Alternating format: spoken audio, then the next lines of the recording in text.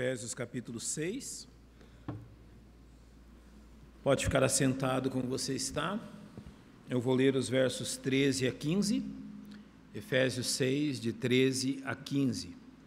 A palavra de Deus nos diz assim: Portanto, tomai toda a armadura de Deus, para que possais resistir no dia mau, e havendo feito tudo, ficar firmes. Estais, pois, firmes, tendo cingido os vossos lombos com a verdade, vestida a couraça da justiça, e calçados os pés na preparação do Evangelho da paz. Nosso Deus, temos Tua palavra aberta diante de nós e confiamos no ministério do Teu Espírito. Confiamos que nosso coração e a nossa mente estarão abertos também, a fim de receber Tua verdade. E nesta dependência oramos em nome de nosso tão poderoso Salvador, o Senhor Jesus. Amém. Na última semana eu lhes falei, neste texto, que nós devemos cingir os nossos lombos com a verdade. Nós estamos tratando da nossa luta contra Satanás, de como podemos vencê-lo e as armas que a Bíblia nos dá. Estamos tratando agora das suas fraquezas. Sim, Satanás tem fraquezas, absolutamente a tem. Eu disse a vocês que Satanás é um ser poderoso. Sim, não duvide do poder de Satanás. Entre os seres criados por Deus, Satanás é aquele que possui maior poder, maior sabedoria. É aquilo que nós estudamos já a respeito de quem ele é. Além de poderoso, Satanás é extremamente inteligente. A sua inteligência sobrepõe muito a nossa. Não somos capazes de disputar em inteligência com Satanás. E além de tudo, se isso não bastasse, Satanás tem 2000 anos de experiência. Sim, 2000 anos de experiência em lidar com os salvos em Cristo. Não há absolutamente nada em nossa experiência, em nossa conduta, que Satanás não reconheça. Não há absolutamente nada na forma que agimos como crentes em Cristo, em nossas fraquezas humanas, que Satanás não o saiba. Ele lida há 2000 anos com pessoas como nós. Ele sabe os atalhos, ele sabe ser, a palavra que usamos aqui no nosso estado, matreiro, ou seja, ele sabe ser esperto nisto, ele sabe os caminhos a seguir e como nos enredar. Ele é poderoso, ele é inteligente e ele tem a experiência necessária para realmente nos derrotar. Além disto, Satanás absolutamente não descansa. Não tira férias, não tem o final de semana, não tem feriados e nunca se cansa. Então nós vemos que nas nossas debilidades nós lutamos com um inimigo absolutamente pavoroso. Mas aquilo que observamos também é que Satanás tem suas limitações. Ele não pode ler os nossos pensamentos. Ele não sabe o que você está pensando. Mas ele realmente interpreta as suas atitudes.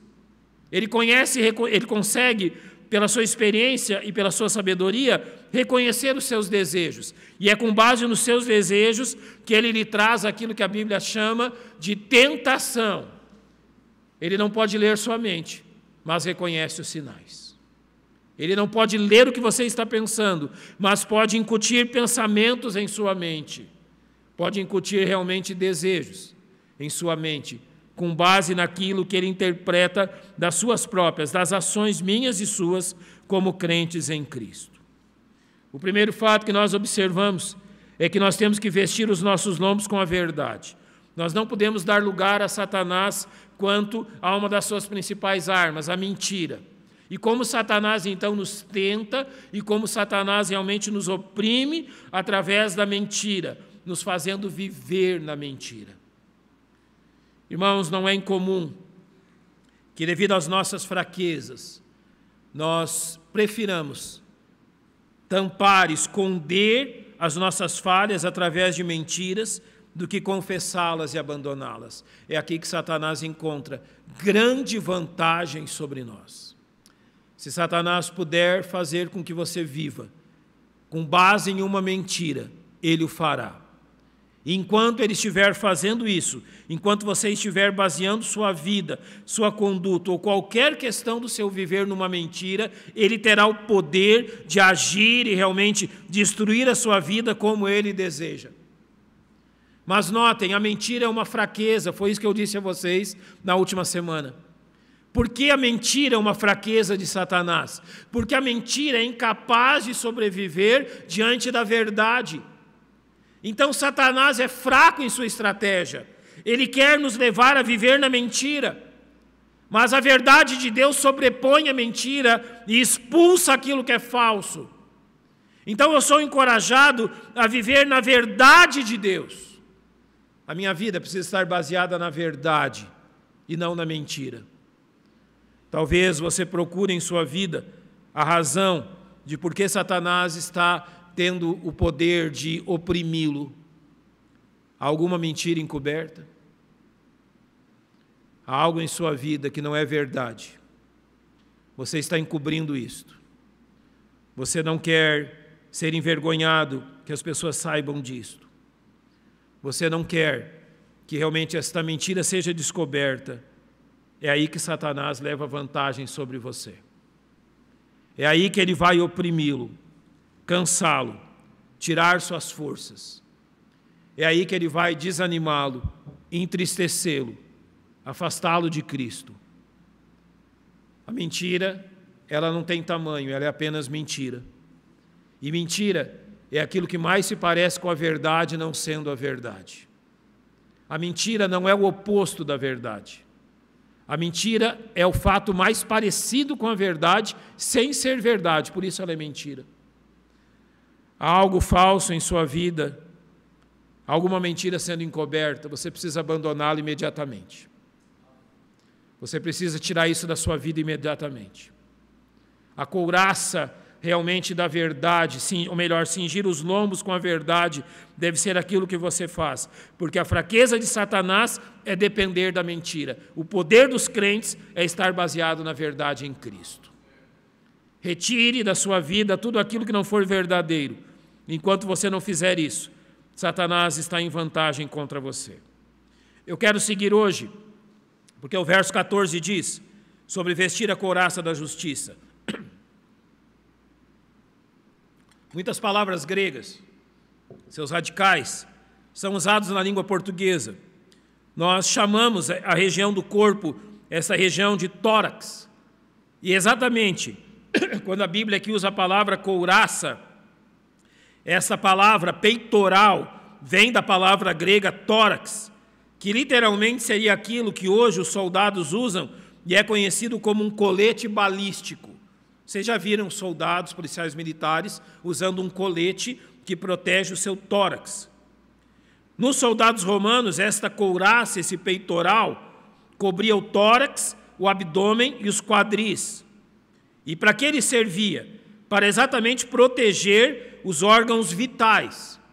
Então, o tórax, o peitoral, a couraça, era usada para proteger aqueles órgãos que, se feridos em batalha, possivelmente representariam a morte do soldado. Esse tórax, esse peitoral, era montado com tiras flexíveis de aço, dobradas umas sobre as outras, de forma que eles impedissem o uso da espada ou que flechas realmente ferissem o soldado. Os lanceiros romanos usavam cotas de malha. As armaduras flexíveis eram feitas de metal ligadas entre si, mas seu objetivo é claro, proteger os órgãos vitais no tórax e no abdômen. Um soldado sem a couraça na batalha não durava muito. Um soldado sem o tórax, sem realmente o peitoral que protegia seus órgãos vitais, era realmente uma vítima fácil de ser alcançada numa batalha. E aqui, esta é a imagem que Paulo está usando, realmente de um colete, de um peitoral que os soldados romanos usavam para proteger realmente os órgãos vitais. Apenas uma curiosidade, um colete balístico ele vai proteger a frente, assim como esse peitoral usado pelos romanos não protegia as costas. Por quê? Para que o soldado jamais virasse de costas para o inimigo. Quando ele estava de frente para o inimigo, ele estava protegido. De costas, era um alvo fácil. Então, protegia realmente a frente do seu tórax.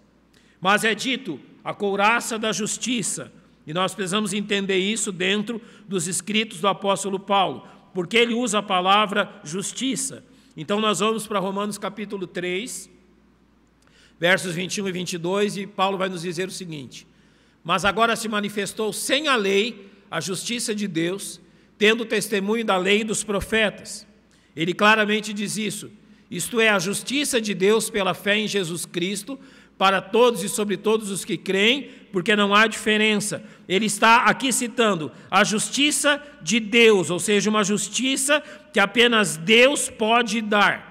Então, o Evangelho manifesta, sem as obras da lei, a justiça de Deus. Ela é testemunhada no Velho Testamento pela própria lei e pelos profetas. Essa justiça é dada pela fé em Jesus Cristo para todos os seres humanos que creem nele. Não há diferença aqui. Ou seja, todo ser humano pode obter a justiça de Cristo. Agora, a questão que o apóstolo levanta no contexto da carta aos Romanos é como pode o ser humano pecador possuir essa justiça. Ele claramente diz que é a justiça de Deus, mas como essa justiça de Deus é dada ao homem pecador? Nós temos que entrar aqui numa questão, numa doutrina bíblica, chamada de imputação. Imputação literalmente é o quê? É a palavra que nós usamos quando falamos de fazer uma transferência bancária a alguém. Eu vou imputar um valor à sua conta. Eu vou fazer uma transferência bancária e um valor vai para a sua conta. É exatamente isso que é a imputação. Mas ele tem um aspecto negativo e um positivo. E quais são esses aspectos, ou as três maneiras que a palavra imputação é usada na Bíblia? Romanos capítulo 5, verso 12, vai nos dizer o seguinte: portanto, como por um homem entrou o pecado no mundo, e pelo pecado a morte, assim também a morte passou a todos os homens, por isso que todos pecaram. E o verso 16 vai dizer: e não foi assim o dom como a ofensa, por um só que pecou, porque o juízo veio de uma só ofensa, na verdade para a condenação, mas o dom gratuito veio de muitas ofensas para a justificação. Aqui a Bíblia está dizendo por que nós somos pecadores. Por duas razões. Primeiro, por herança. Os meus pais são pecadores. E eles geraram um pecador que sou eu. Eu e minha esposa somos pecadores. E nós geramos filhos pecadores. Por um homem entrou o pecado no mundo, e o pecado com o pecado a morte. Assim a morte passou a quem? A todos os homens. De que forma? Por herança. Nós geramos, Adão desde o princípio gerou pecadores. Mas além de receber o pecado por herança, eu recebo o pecado por imputação. Porque o juízo veio de uma só ofensa para a condenação. E o que significa isso? Quem pecou no Éden? Adão. E como representante da nossa raça, como cabeça da nossa raça, como nosso primeiro pai, o pecado de Adão foi passado a todos nós, literalmente imputado a todos nós. O erro de Adão foi imputado a mim e a você. O erro de Adão foi imputado aos seus filhos e a toda a humanidade. Você pode se perguntar o seguinte com justiça: por que Deus fez isso? Isso é justo? Não foi Adão que pecou? Eu vou lhe explicar mais adiante que se Deus não tivesse feito isso, nós não seríamos salvos. Então o pecado de Adão, o erro dele, foi colocado na conta de cada um de nós. Esse é o primeiro aspecto da imputação. O segundo aspecto está em 2 Coríntios 5, 21. Aquele que não conheceu o pecado, o fez pecado por nós, para que nele fôssemos feitos, note novamente a palavra aí, justiça de Deus. Quem é aquele que não conheceu o pecado? Jesus Cristo. Mas Deus o fez pecado por nós. Jesus Cristo é um pecador? Não. Só que o meu pecado foi lançado sobre ele na cruz. Primeiro, Deus toma o pecado de Adão e lança sobre toda a humanidade. Agora ele pega o pecado da humanidade e lança sobre quem? Sobre Cristo. Ele foi justo ao lançar o pecado de Adão sobre todos nós. E agora ele é justo em lançar o pecado de todos nós sobre Jesus naquela cruz, para que o que ocorra? Filipenses 3,9 vai mostrar o terceiro aspecto da imputação. E seja achado nele, não tendo a minha justiça que vem da lei, mas a que vem pela fé em Cristo, a saber, a justiça que vem de Deus pela fé. Agora então, a justiça de Cristo, a sua vida perfeita, o seu cumprimento perfeito da lei, é lançado sobre quem? Na conta de quem? De todos aqueles que creem nele. Então recapitule. O pecado de Adão é lançado sobre toda a raça. O pecado de toda a raça é lançado sobre Cristo na cruz. E a justiça de Cristo na cruz é lançada na conta de todos aqueles que creem nele. Então aqui nós precisamos entender. Ao morrer por mim, Jesus Cristo providencia o perdão dos meus pecados. Esta é a parte negativa. Ele retirou minha culpa, mas mesmo assim eu não posso ainda ter comunhão com Deus. Não basta apenas ser perdoado. Ao morrer na cruz, Ele paga o preço do meu pecado e me dá o perdão. É aqui que entra a parte positiva. Ele não somente tirou os meus pecados, mas Ele acrescentou a mim a justiça, a perfeição dEle. E Deus não aceita nada menos do que a perfeição. Quem são os homens que se chegarão diante de Deus? Perfeitos. Como se tornar perfeito? Pela justiça de Cristo. Como nós a obtemos? Simplesmente crendo nele. Por isso, o salvo ocupa uma posição de perfeita justiça diante de Deus. Mas agora eu quero mostrar a você uma aparente contradição. 1 Coríntios 1:2, Paulo falando da igreja em Corinto, ele diz: a igreja de Deus que está em Corinto, aos santificados em Cristo Jesus, chamados santos. Você lembra algumas características da igreja em Corinto? Eles eram tão problemáticos que eles conseguiram causar problemas até na ceia do Senhor. Quando eles realizavam a ceia do Senhor, os irmãos mais abastados chegavam primeiro, traziam um banquete, traziam muito vinho, e quando chegava o momento de toda a igreja celebrar juntos, eles já estavam empanturrados de comida e alcoolizados. Estamos falando de uma igreja. O casamento não era algo muito valorizado por eles, nem a pureza. A ponto, no capítulo 5 da primeira carta, Paulo citar um jovem que tomou como esposa sua própria madrasta.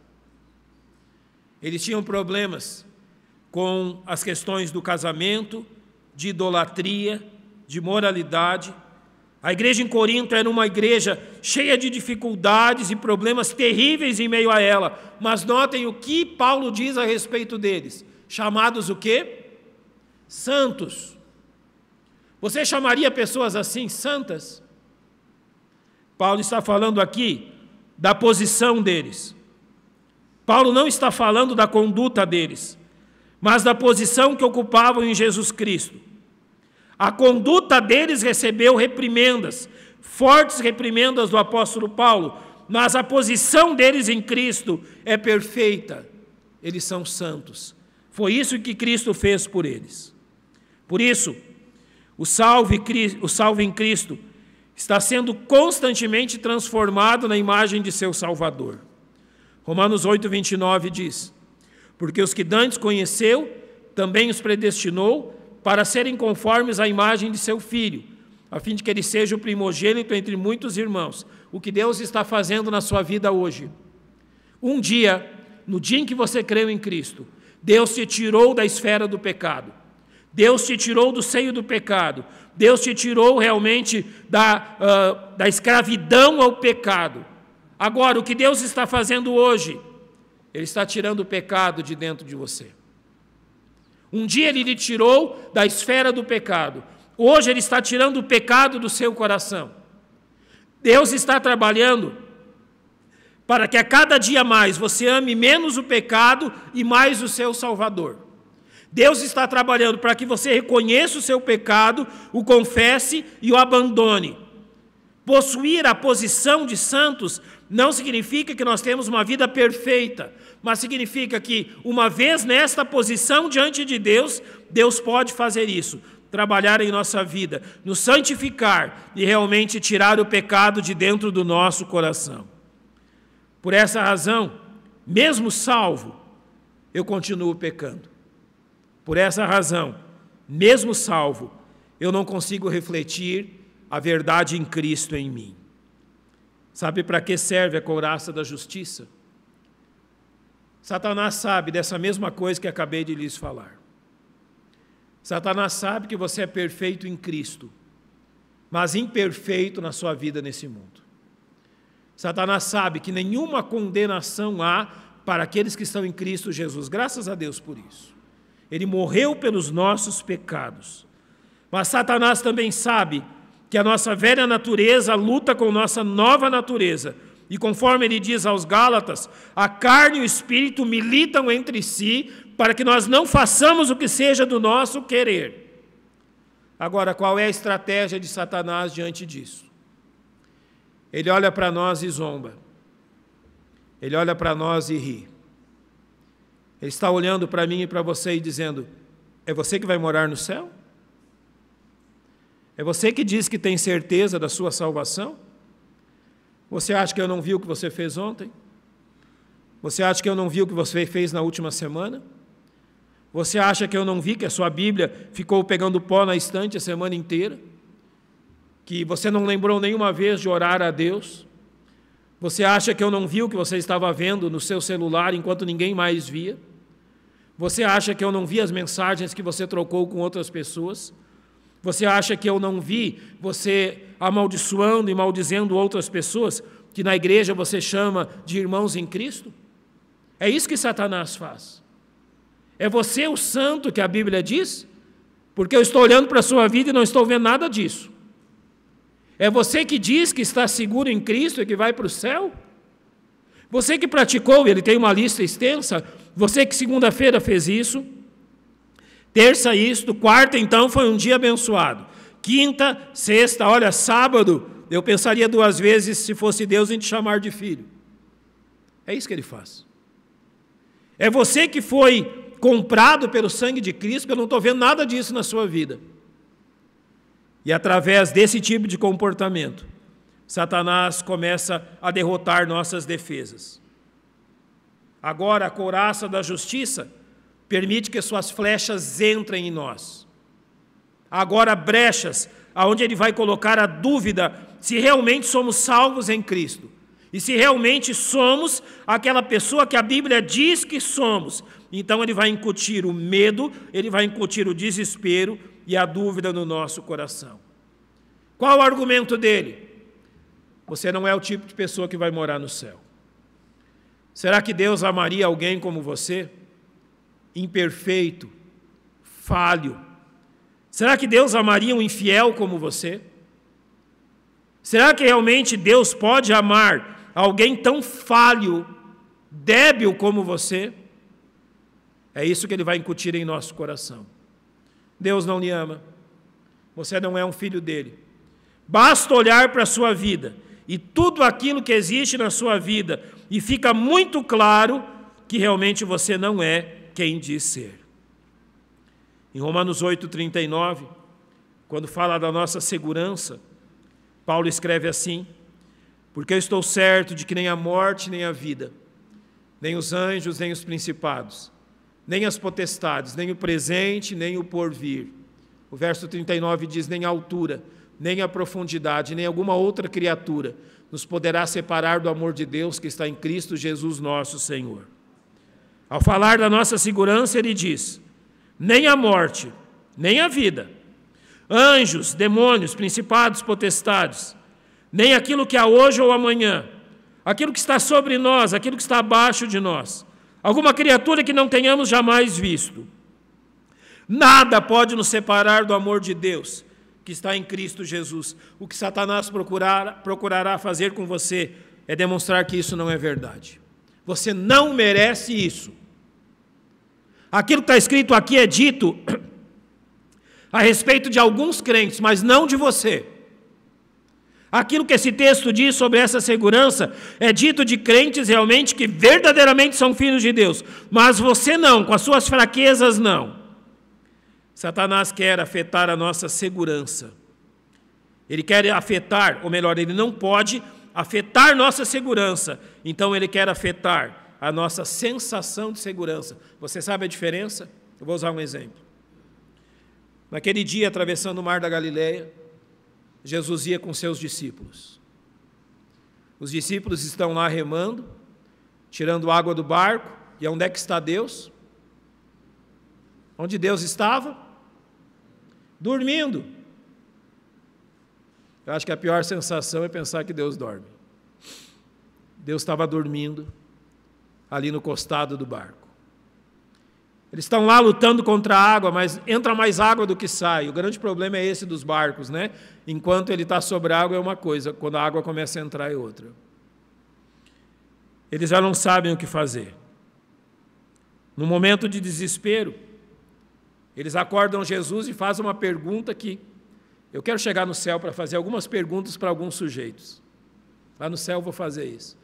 Eu quero saber quem perguntou: Senhor, não te importa que morramos? O sujeito não teve ideia de perguntar isso, mas perguntou. Deus está ali deitado, dormindo, ele levanta.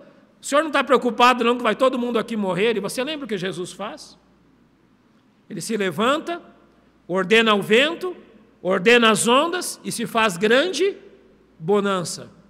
Eu vou lhe perguntar, em algum momento eles estiveram em risco naquele barco? Não. Em algum momento eles correram o risco de perderem a vida naquele barco? Jamais. Eles estavam seguros, mas uma coisa é estar seguro, a outra coisa é a sensação de segurança. Seguros, mas se sentiram inseguros. É isso que Satanás deseja fazer com você. Você está eternamente seguro em Cristo. E não há nada na sua vida que possa interromper essa segurança. Mas o que Satanás quer dizer a você? Que você não está seguro. Ele quer quebrantar a sua sensação de segurança em Cristo. Para que serve a couraça da justiça? Para que as suas flechas não entrem em nós. Qual é a justiça? A justiça de Cristo. Qual é a resposta do cristão às acusações de Satanás? É simples. Sim. Isso que você está dizendo de mim, tudo é verdade, eu sou assim mesmo, sou falho, sou fraco e me arrependo diante de meu Salvador. E eu quero lhe dizer que eu não vou entrar no céu por quem eu sou, mas eu vou entrar no céu apesar de quem eu sou e por quem é meu tão grande Salvador. Eu não vou entrar no céu porque sou perfeito, eu não sou, mas o meu Salvador é, e a justiça que me fará entrar no céu não é a minha justiça, mas a justiça dele. Talvez Satanás está enfraquecendo a sua vida, dizendo que você não merece nada disso, que você deve fazer concordar com ele. Eu não mereço. Foi Jesus Cristo que me deu. Eu não mereço. Foi ele que fez por mim. A couraça da justiça é quando nos revestimos da justiça de Cristo. Não olhamos mais para nós mesmos, mas para aquilo que ele fez por mim na cruz. Alguns passos práticos importantes nisto. Primeiro, abandone todo o seu orgulho. Satanás sabe como usá-lo. Abandone o orgulho de tentar ser quem você não é e passe a ser quem Cristo quer que você seja. Não se orgulhe diante dos seus feitos, não são nada. Não se orgulhe daquilo que você faz para Cristo. Ele mesmo disse que quando fizermos tudo que tivermos que, ou que nos foi dito que fizéssemos, ainda somos inúteis. Fizemos só o que nos foi mandado, não há mérito nenhum aí. Abandone todo o seu orgulho, toda realmente sua força própria, e dependa do Senhor Jesus Cristo. Olhe para Cristo e não para você. Coloque a couraça da justiça, não a sua. Quando eu penso na minha couraça da justiça, eu tenho que rir. Eu fico imaginando os materiais que eu uso para fazer a minha couraça da justiça. Você já viu aquela história dos 3 porquinhos, né? Um foi lá e fez uma casinha de quê? De palha, não é? Veio o lobo e ele assopra, né? Foi a casinha de palha. A minha couraça é feita de palha. O outro foi um pouco mais esperto, fez uma casinha de madeira. O lobão chegou na frente da casinha de madeira, botou tudo no chão. Saiu os 3 porquinhos correndo. Daí um deles foi prudente. Constrói uma casa com fundamentos, feito do material certo. O lobo se matou de assoprar e não conseguiu fazer nada. Se a sua justiça for a justiça certa, Satanás não terá poder sobre você. Que você entenda isso e que Deus lhe abençoe através dessa verdade. Nosso Deus, nós te louvamos.